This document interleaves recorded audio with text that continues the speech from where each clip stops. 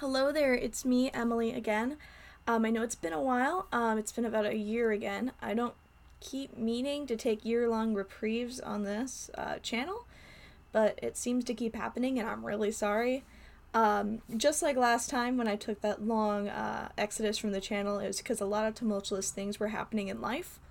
That happened again. This time I've actually even moved across the country.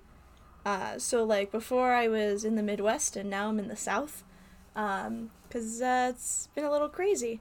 But yeah, so I'm here. I think life is stable enough again that I feel confident in making these videos once more. Plus I have some family members who also like my videos, so I'm sure that they'll comment and nag me when I'm starting to drop because things get stressful once more. But here we are. So we're gonna get started.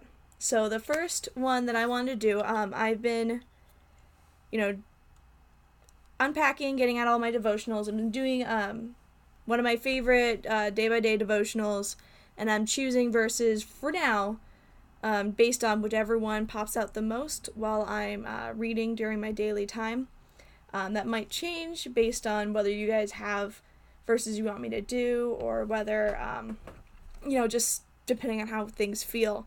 But for right now, that's what I'm doing. So the verse I was going to do is from 2 Samuel chapter 19. It's verses 2 through 6. So I'm going to read that out loud for y'all. So it's, I guess I'll just read one so you can have some context. But it's, Joab was told, "The king is weeping and mourning for Absalom. In the whole army, the victory that day was turned into mourning. Because on that day the troops heard it said, 'The king is grieving for his son.' The men stole into the city that day, as men steal in who are ashamed when they flee from battle. The king covered his face and cried aloud, 'Oh, my son Absalom! Oh, Absalom, my son, my son!' Then Joab went to the house of the king and said, 'Today you have humiliated all of your men, who have just saved your life, and the lives of your sons and daughters, and of the lives of your wives and concubines. You love those who hate you, and hate those who love you. You have made it clear today that the commanders and their men mean nothing to you. I see that you would be pleased if Absalom were alive today, and all of us dead. Now go out and encourage your men. I swear by the Lord that if you do not go out, not a man will be left with you by nightfall. This will be worse for you than all the calamities that have come upon you from your youth until now.'" I added in 7 just because it felt awkward stopping there. But, so the thing is, this is obviously, talking about David has lots of emotions, and he doesn't always deal with them well. I'm not really going to be focusing on the right or wrong of his emotional choices right now. I know that's often a thing that is focused on, and that's not incorrect. That's not incorrect at all. However, there was a little subtext that I was really thinking about while I was reading it today that I kind of wanted to focus on, and I thought would be interesting to talk about. So, it's twofold. One, at the beginning. So in the previous chapter, chapter 18, they had the battle, and Absalom died because he was doing bad. And so understandably, they had to fight Absalom and his allies. But, it's also David's son. Like, that's rough. And so, he understood it had to happen, but his son just died. And so he's weeping. And the thing is, I think that's important to focus on because, for example, and for the whole army, the victory that day was turned into mourning. Like, the thing is, it was a victory, but it wasn't really a total victory for everyone. David lost his son that he loved. His son messed up, no question there, but he still loved his kid.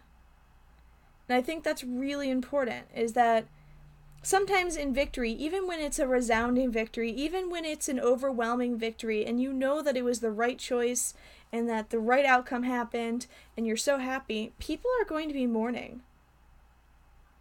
And they're going to be mourning for legitimate reasons. Like, even though in this situation Absalom did horrible and he needed to be stopped, he still was David's son. None of the people in the army are mad that David is mourning his son. They might be a little confused or feel neglected about the fact that mourning his son is more important than saving the country. But no one is mad that he's mourning his son. His son just died. And I think that's very important to keep in mind for all things. All victories, all things you win, all times that there is two choices and one gets made. The other one was that if someone else was gunning for that second choice, there was a reason. It wasn't just because they wanted to be different. And it doesn't mean that they're bad. David's not a bad person for wanting his son to live. No one thinks that. And I just think that's super important to pay attention to is in all situations of conflict, something wins and something loses. And you need to be cognizant of what is being lost. Because some people, that loss is very important. Even if the win is more important overall, that loss is still real to someone else, and you need to be very aware of that.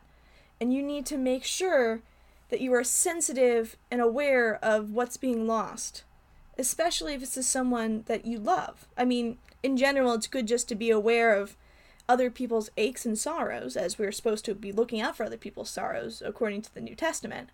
But it's good to be aware of that going in, of like, okay, so I get the job, but my coworker, who is also a very good person, will not. And while I'm really happy, they're going to grieve.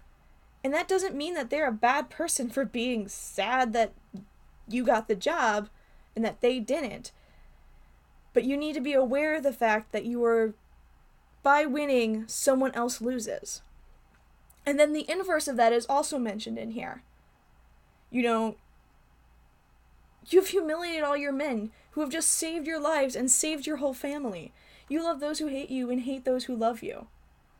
So obviously Joab's being really laying on thick here. He's being a lot more heavy-handed than, most people would be in talking to a friend who just lost something or talking to somebody who's grieving.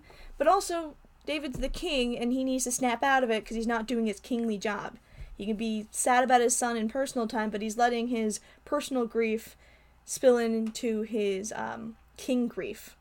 King time, He's not currently able to put on a face and still be happy for the kingdom.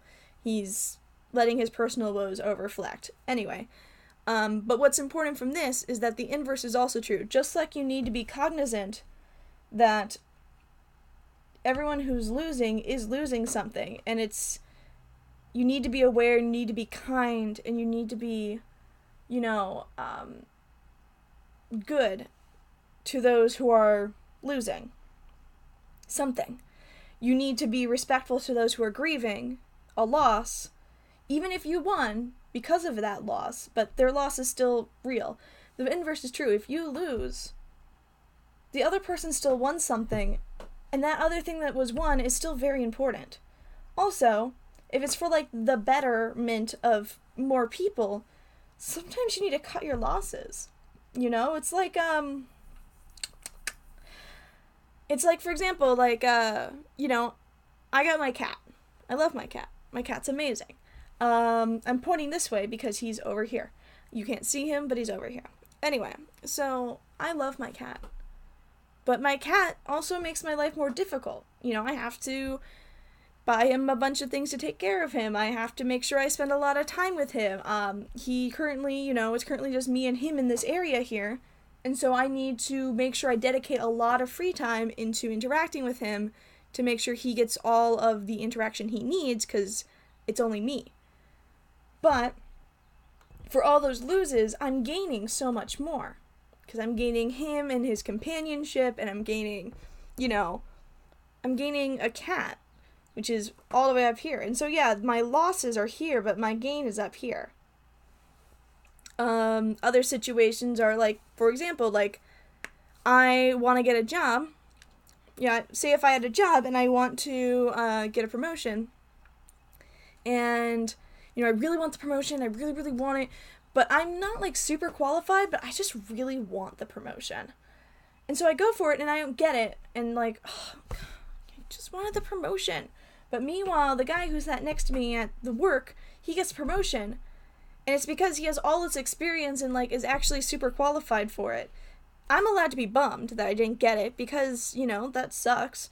But I can't be angry at them for picking him. I can't be mad at the company for choosing the guy who's going to probably promote the company better.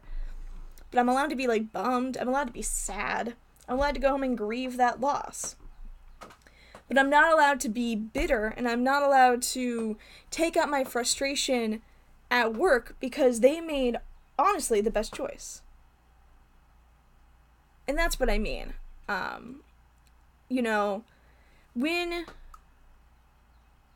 Just because you lost something in the battle, doesn't mean it was a whole loss. David lost Absalom, and that was tragic. He lost his son, but in return, his entire family lived. It was just like it says in this verse, I see that you would be pleased if Absalom were alive today and all of us were dead. Because that's what happens sometimes. Sometimes when there's a bit of a kerfluffle and we have to compromise, instead of focusing on, okay, so you know what, I have to now cancel out this thing, but in exchange I get all of these things. For example, if I was dating someone and they were like, hey, I think that we need to hang out more often, but I think that you spend too many nights a week playing video games. I'm not against you having video games, but I think that we could use one of your video game nights as a date night.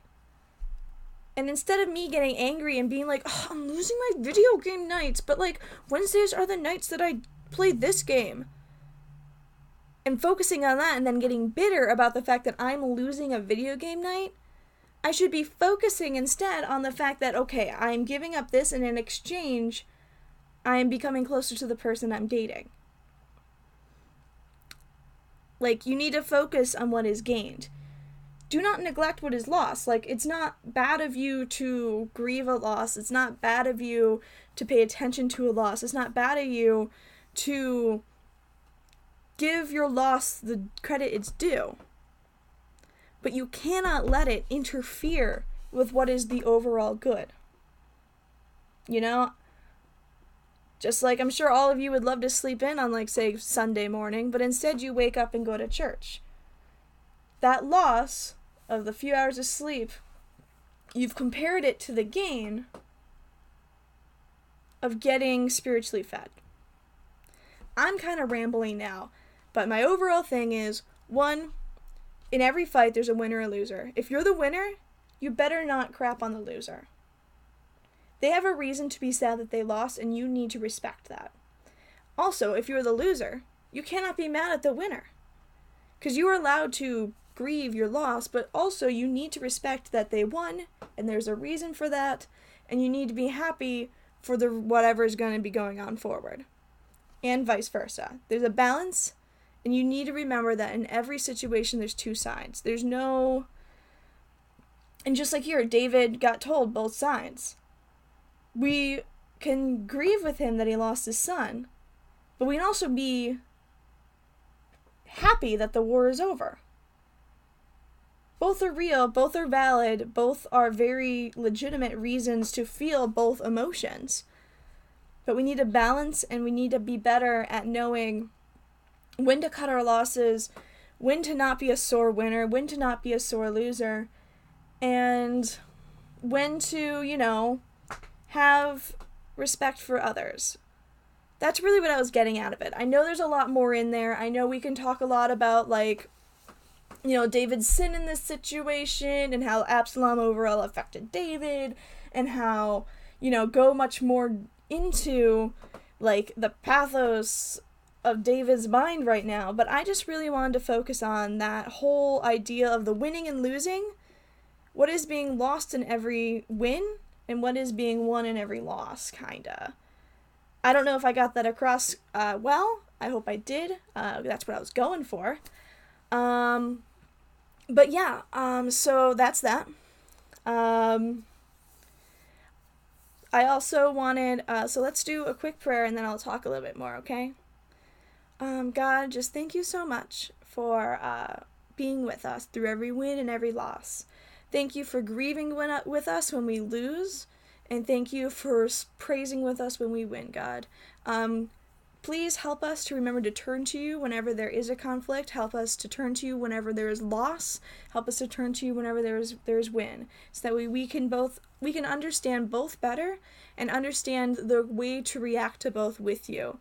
Lord, help us to be more understanding and more empathetic to those that we are in conflict with, those that we win over and those that we lose against. Lord, help us to understand them, understand their points of view, and to just be more and more gracious with each other whenever conflict goes up, and more understanding of what each side is going for and why each side has so much behind it whenever there is conflict, Lord. Thank you for being the mediator for us. Thank you so much for being there and being so good and gracious to us, God. Please continue to guide us in everything we do and take care of us. In your name, amen. Anyway, so what I wanted to say was to try and get this to be more of a thing, I'm also thinking I'm going to add a little bit of interaction here. So I want to ask you now, what is a way that you are going to take the verse that I just talked about and put it in your real life? At least in the way that I was talking about it. You know, once again, I know there's a lot to talk about in that section, but in the context I was talking about, in that dichotomy of win-lose, of being gracious to those who win, being gracious to those who lost, what sort of way are you going to take that to heart, and what are you going to do about it?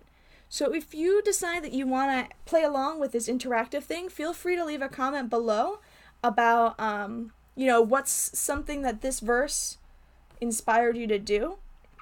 Like, for example, like, if you got in a fight and you realized that you were more gracious than usual at the end of it, feel free to share that below. Because, once again, the Bible isn't just for us to read and go, oh, look at us, we're so smart, we know how to do the reading thing. It's for us to do. And throughout my travels around the country from living in different places, I've really realized that a lot of people don't do as much as they think they do. So I'm going to push you. Do it. Take the lesson that you got from this video and try to do it within the next few days. Try to make that part of your life. And then let me know how it goes. Or don't. Just do it. I'll try my best in the next video to let you know if I did something about this video. In my next video, I'm going to let you know if I acted upon this verse in my day-to-day life. And I hope to hear that you do the same. So, I hope that this is going to be a reoccurring thing, because once again, I'm living with relatives or near relatives that will push me to do this. And I'm in a stable enough place that I feel good to do my projects once more. Yeah, so I'll talk to you guys soon. I look forward to hearing how you decide to do this verse, and I look forward to seeing what God wants me to share with you guys next. Hope you guys have a great day, and do good things, okay, y'all? Bye!